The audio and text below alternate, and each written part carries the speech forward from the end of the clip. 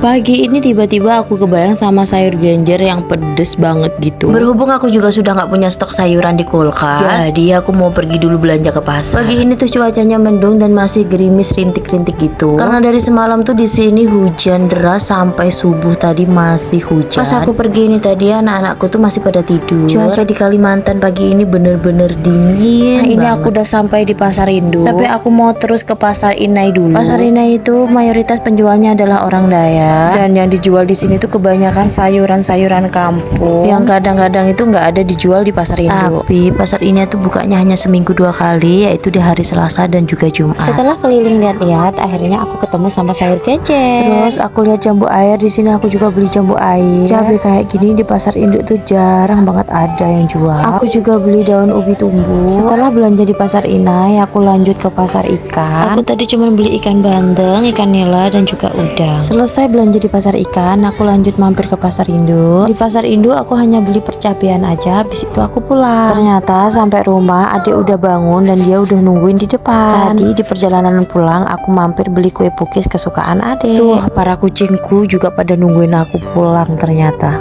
Nah ini aku mau taruh belanjaan aku di dapur. Tadi pas di depan dapat rezeki dari tetangga. Kami dikasih nasi kuning 2 kotak. Nasi kuningnya ini biar dimakan sama suamiku dan juga kakak. Kalau aku sengaja nggak makan pagi karena aku lagi diet. Kalau suamiku tuh paling nggak bisa nahan lapar, jadi kalau pagi-pagi tuh wajib sarapan dulu.